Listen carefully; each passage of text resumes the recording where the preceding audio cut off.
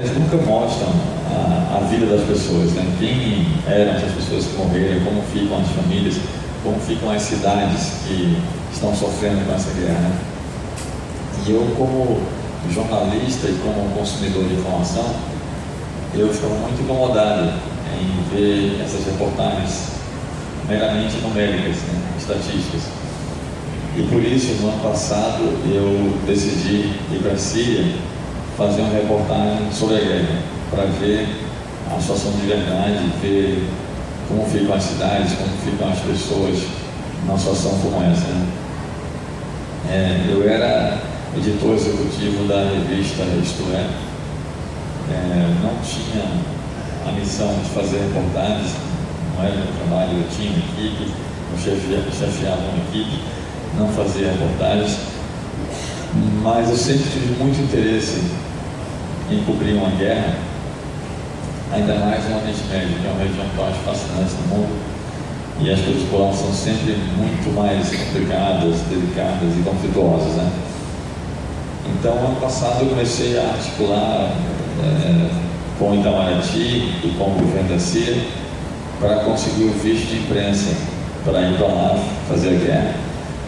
Eu tinha uma alternativa também de entrar na Síria ilegalmente com os rebeldes, né, pela Turquia, para acompanhá-los em combate, mas eu tentei ir com visto de imprensa para não cometer nenhum crime, né? Porque se você entra num país sem visto, mesmo que seja para trabalhar, para cobrir uma guerra, você está cometendo um crime internacional ao entrar num país ilegalmente.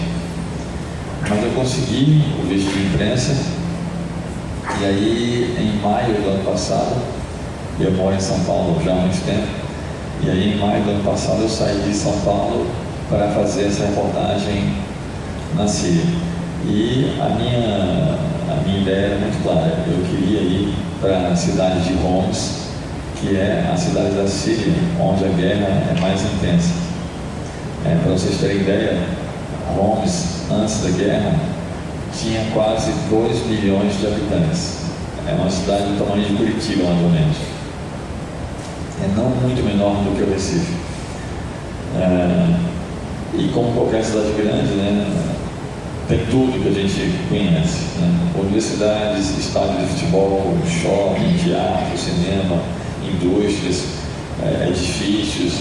E a região de Homs é uma região muito bonita, muito turística.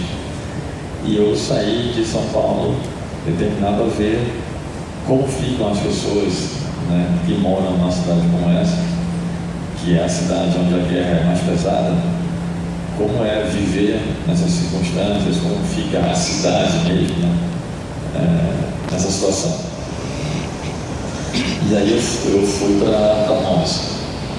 E eu saí de São Paulo, fui para Beirute, a capital do Líbano, não fui para Damasco, né, a capital da Síria, porque no meu visto de imprensa, que eu peguei no consulado da Síria em São Paulo, tinha uma observação em português e em árabe, dizendo que eu deveria me apresentar ao Ministério da Informação em Damasco, assim que chegasse na Síria. E eu, né, assim, eu sei como são essas coisas, já tinha lido bastante, tem muitas referências, muitas reportagens. Só passar um pouquinho da iluminação da televisão, não aparece.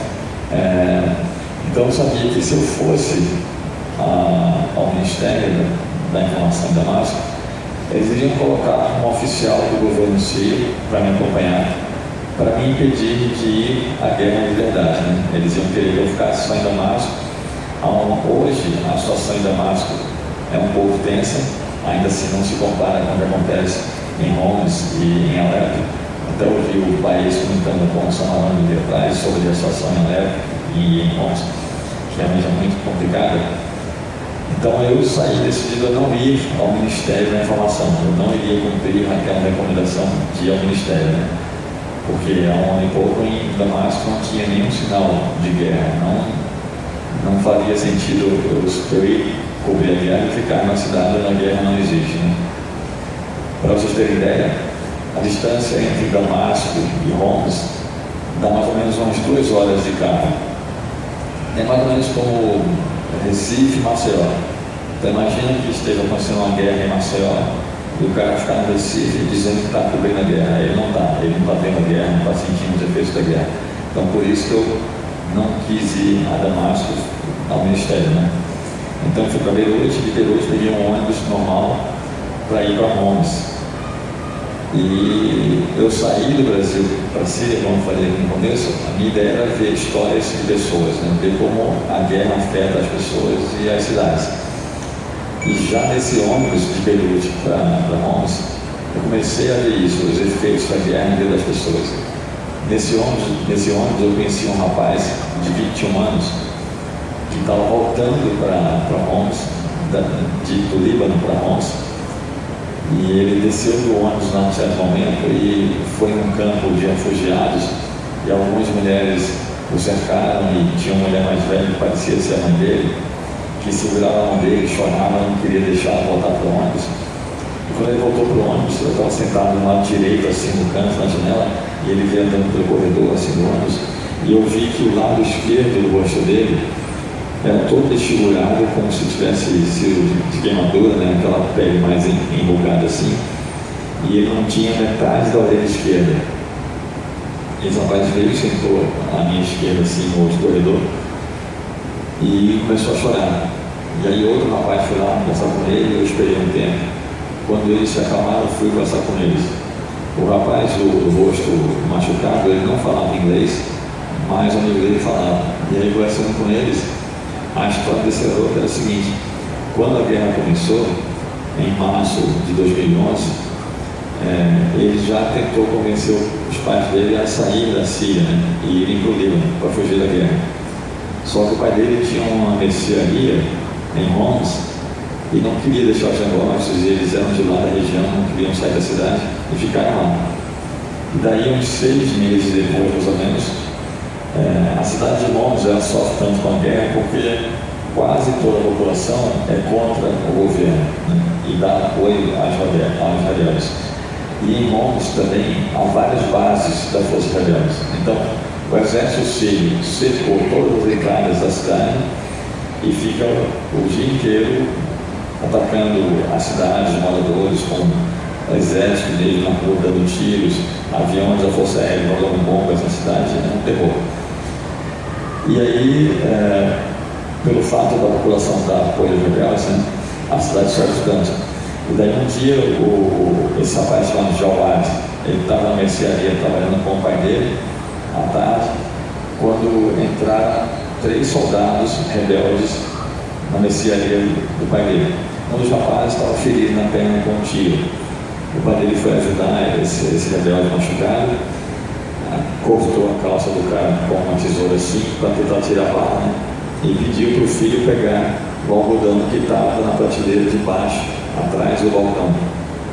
O Jawad foi pegar o algodão e ele abaixou no chão para pegar na prateleira de baixo. Daí, nessa hora, entraram 5 soldados do exército da Síria na mercearia. E o Jawad viu isso por entre as frestas do balcão de madeira, né? E aí os 5 soldados entraram já gritando e metralharam os 3 soldados e o pai dele. E ele viu isso, né? E ele, com muito medo, ele trincou os dentes e ficou ali segurando o choro para os caras não ouvirem que ele estava ali atrás. E aí, quando os militares estavam saindo da mercearia, um deles pegou uma granada e jogou dentro da mercearia. O Jawad não tinha o que fazer, ele se encolheu, fechou os olhos e encostou o rosto assim na parede, né? Daí, quando a granada explodiu, os estilhaços da granada cortaram o rosto dele e arrancaram metade da orelha dele, né? Então, essa era a situação desse garoto. E eu fiz a foto dele no livro, que chama Dias de Inferno na Síria, que o Samuel falou. No livro tem as fotos, tem a foto desse rapaz e tudo mais.